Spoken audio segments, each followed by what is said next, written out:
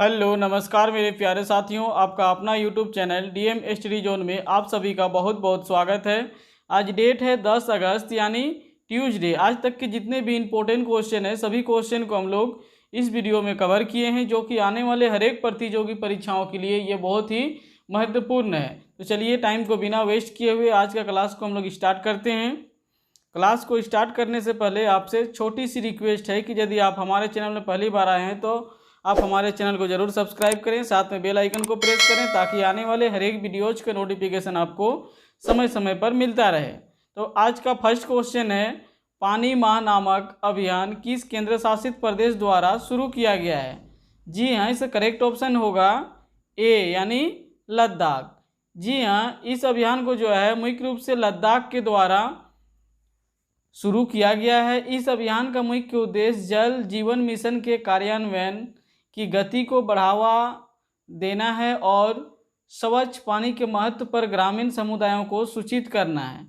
अब लद्दाख की बात करें तो यह भारत का एक केंद्र शासित प्रदेश है। इसकी स्थापना 31 अक्टूबर 2019 ईस्वी को किया गया था। इसका कैपिटल लेह एवं कारगिल है। अभी यहाँ के करेंट टाइम पे उप राज्यपाल राधा कृष्ण माथुर जी हैं। अब हम लोग नेक्स्ट क्वेश्चन में आएंगे। नेक्स्ट क्वेश्चन नंबर 2, भारतीय रिजर्व बैंक के द्वारा रेपो रेट और रिवर्स रेपो रेट कितना प्रतिशत बरकरार रखा गया है? जी हाँ, इसका करेक्ट ऑप्शन होगा डी यानी 4% और 3.35%। यानी मुख्य रूप से रेपो रेट 4% है और रिवर्स रेपो रेट जो है 3.35%। अब हम लोग दोनों में अंतर को समझते हैं। यानी सबसे पहले हम लोग जानेंगे रेपो रेट क्या है। जी हाँ, जब हम लोग का अकाउंट मुख्य रूप से बैंक में खाली हो जाता है और हमें सख्त रुपये की आवश्यकता पड़ती है तो उस समय हम जो है बैंक से कर्ज लेते हैं, फिर बदले में हमें जो है ब्याज देना पड़ता है और इसी प्रक्रिया को हम लोग ब्याज देते हैं, इसी दर को हम लोग रेपो दर कहते हैं। उसके बाद आता है रिवर्स रेपो रेट। यानी रिवर्स रेपो रेट क्या होता है इसको हम लोग समझते हैं। यानी पूरा दिन काम करने के बाद जब बैंकों के पास मुख्य रूप से पैसा बच जाता है उसे फिर वो लोग जो है मुख्य रूप से आरबीआई में बचा हुआ रकम को जमा कर देते हैं और उससे आरबीआई के द्वारा जो है मुख्य रूप से जो ब्याज मिलता है उसे ही हम लोग रिवर्स रेपो रेट के नाम से जानते हैं। नेक्स्ट क्वेश्चन नंबर 3, सीमा सड़क संगठन ने दुनिया का सबसे ऊंची सड़क का निर्माण लद्दाख में किया है। यह सड़क मुख्य रूप से किस दर्रे में स्थित है? जी हाँ, इसका करेक्ट ऑप्शन होगा बी यानी उमैलिंग लो दर्रा। जी हाँ, यह सड़क जो है मुख्य रूप से उमैलिंग लो दर्रा में स्थित है। अब दर्रा क्या होता है इसको हम लोग पहले समझते हैं। दर्रा जो है मुख्य रूप से दो पहाड़ों के बीच जो भी सड़क होती है उसको हम लोग मुख्य रूप से दर्रा के नाम से जानते हैं। अब ये जो है मुख्य रूप से जो प्राकृतिक रास्ते होते हैं ये बहुत ही जो है कठिन रास्ते होते हैं। ये मार्गों की मदद से पहाड़ों की पार हम लोग जा सकते हैं और पहाड़ों को पार कर सकते हैं। अब दुनिया की सबसे ऊंची सड़क जिस पर मोटर वाहन चलाए जा सकते हैं अब पूर्वी लद्दाख में उमैलिंग लो दर्रा पर मुख्य रूप से 19,300 फीट की ऊंचाई पर स्थित है। अब यह सड़क की लंबाई मुख्य रूप से 52 किलोमीटर है। अब हम लोग नेक्स्ट क्वेश्चन में आएंगे। क्वेश्चन नंबर 4, राम सुभाग सिंह को किस राज्य का मुख्य सचिव नियुक्त किया गया है? जी हाँ, इसका करेक्ट ऑप्शन होगा सी यानी हिमाचल प्रदेश। जी हाँ, इन्हें हिमाचल प्रदेश के मुख्य सचिव के रूप में नियुक्त किया गया है। तो ये रहा हम लोग का प्यारा भारत, यहाँ है हिमाचल प्रदेश। अब हिमाचल प्रदेश की बात करें तो इसका कैपिटल शिमला है। यहाँ के करेंट टाइम पे सीएम की बात करें तो करेंट टाइम पे सीएम जयराम ठाकुर जी हैं, जो कि मुख्य रूप से बीजेपी पार्टी से बिलोंग करते हैं। अब यहाँ के गवर्नर की बात की जाए तो यहाँ का गवर्नर राजेंद्रन विश्वनाथ अलेंकर जी हैं। अब यहाँ की राज्यसभा सीटों की बात की जाए तो राज्यसभा की कुल सीटों की संख्या 3 है और लोकसभा सीटों की बात की जाए तो लोकसभा की कुल सीटों की संख्या 4 है और विधानसभा की सीटों की बात की जाए तो विधानसभा की कुल सीटों की संख्या 68 है। अब हम लोग नेक्स्ट क्वेश्चन में आएंगे। क्वेश्चन नंबर 5, भारत के पहले हार्ट फेलियर बायो बैंक का उद्घाटन किस राज्य में किया गया है? जी हाँ, इसका करेक्ट ऑप्शन होगा ए यानी केरल।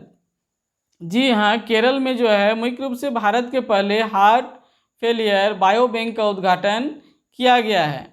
अब ये बायो बैंक उच्च गुणवत्ता वाले जैविक मानव नमूनों के संग्रह का एक महत्वपूर्ण संसाधन है, जिसका उपयोग मुख्य रूप से आणविक मार्गों को समझने और मुख्य रूप से व्हील की विफलता के निदान और उपचार में सुधार के लिए किया जा सकता है। अब हम लोग मुख्य रूप से देश का पहले हार्ट फेलियर बायोबैंक का उद्घाटन केरल के चित्रा यानी Tirunal institute for medical sciences and technology में किया गया है। तो हम लोग मैप में देखते हैं केरल को, तो ये रहा हम लोग का प्यारा भारत, यहाँ है केरल। अब हम लोग नेक्स्ट क्वेश्चन में आएंगे। क्वेश्चन नंबर 6, ई रिक्शा के लिए भारत की पहली स्वदेशी मोटर को किस आईआईटी संस्थान द्वारा विकसित किया गया है?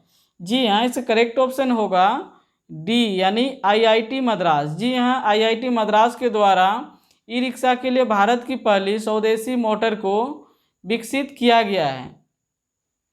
अब इस प्रकार के विदेशों से मोटर मंगाने की आवश्यकता नहीं होगी, अब यहीं से जो है हम लोग को उपलब्ध हो जाएगी। तो ये रहा पिक्चर में आईआईटी मद्रास का पिक। अब हम लोग नेक्स्ट क्वेश्चन में आएंगे। नेक्स्ट क्वेश्चन नंबर 7, दिल्ली सरकार ने विधायकों के मासिक वेतन में कितने प्रतिशत की बढ़ोतरी की है?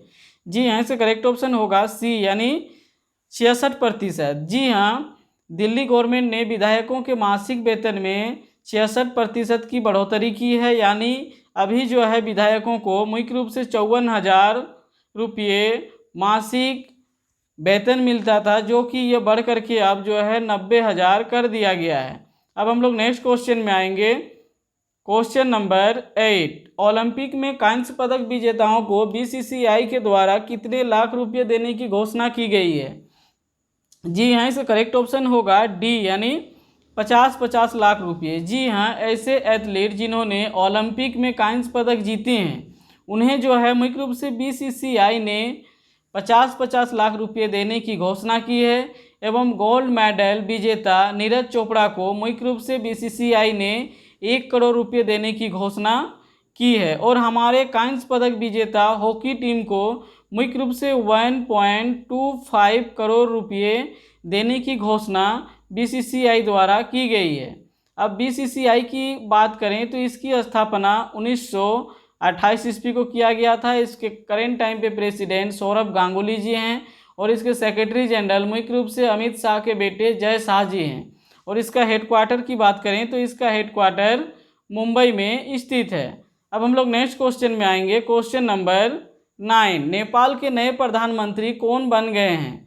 जी हाँ, इसका करेक्ट ऑप्शन होगा ए यानी केपी शर्मा ओली। जी हाँ, केपी शर्मा ओली जी फिर से प्रधानमंत्री बन गए हैं।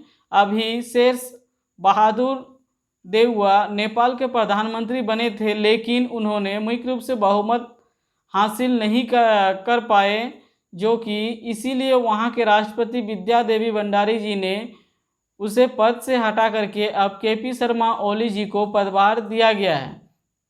अब नेपाल की बात करें तो नेपाल का कैपिटल काठमांडू है। यहाँ के करेंट टाइम पे प्रेसिडेंट विद्या देवी भंडारी जी हैं। यहाँ के करेंट टाइम पे पीएम केपी शर्मा ओली जी बन गए हैं। यहाँ का करेंसी नेपाली रुपया है।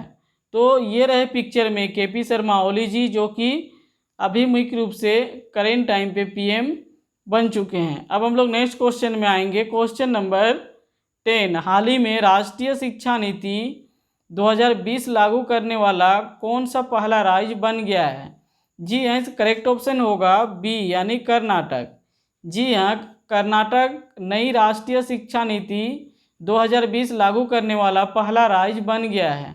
अब कर्नाटक की बात करें तो चलिए हम लोग मैप में देख लेते हैं कर्नाटक को। अब ये रहा हम लोग का प्यारा भारत, यहाँ है कर्नाटक।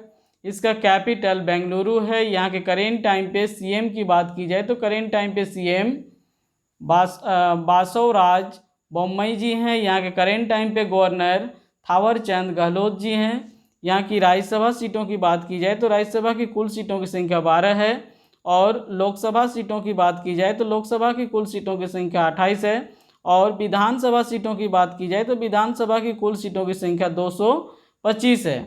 तो दैट्स ऑल, थैंक यू। यदि आपको हमारा वीडियो अच्छा लगता है तो हमारा वीडियो को लाइक करें और कमेंट करें, और आपके पास जितने भी एजुकेशन ग्रुप है सभी ग्रुप में इसको ज़्यादा से ज़्यादा शेयर करें ताकि हमें मोटिवेट मिले और हम आप लोगों के लिए इसी तरह का वीडियो लेकर के आते रहें। और आपसे हाथ जोड़ के विनती है, यदि आप हमारे चैनल में पहली बार आए हैं तो चैनल को ज़रूर सब्सक्राइब करें, साथ में बेल आइकन को प्रेस करें ताकि आने वाले हर एक वीडियोज़ का नोटिफिकेशन आपको समय समय पर प्राप्त होता रहे। हमारे साथ जुड़े रहने के लिए आपको दिल की गहराई से बहुत बहुत धन्यवाद। तो दैट्स ऑल, थैंक्स अगेन। आज के लिए बस इतना ही। नेक्स्ट क्लास में हम लोग फिर से मिलेंगे। तब तक के लिए जय हिंद, जय भारत, वंदे मातरम।